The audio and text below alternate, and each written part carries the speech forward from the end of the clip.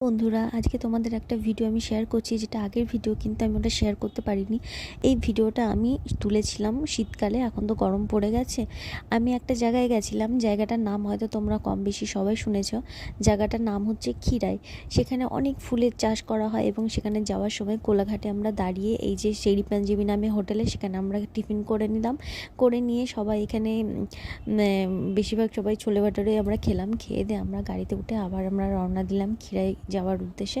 তো জায়গাটা যাওয়ার সময় পুরো গ্রাম মোটামুটি সুন্দর ছিল। এবার আমরা ওখানে এসে দেখছি এত ফুলের চাষ, এবং এখানে অলরেডি অনেক মানুষ এসে এখানে ভিড় করে দাঁড়িয়ে আছে। আমরা বুঝতেও পারিনি, আমরা ভেবেছিলাম হয়তো ফাঁকায় ফাঁকায় যাবো, ছবি ভিডিও করব, কিন্তু এখানে যে এত মানুষ, এখানে মেলার মতো মানুষ বসে আছে সেটা আমাদের জানা ছিল না। এত সুন্দর জায়গা, কিন্তু আমরা ভালোভাবে ঘুরতে পারিনি শুধুমাত্র মানুষের ভিড়ের জন্য। মানুষ প্রকৃতি খুঁজে বেড়ায়, কিন্তু প্রকৃতিগুলোকে মানুষ নিজেই নষ্ট করে।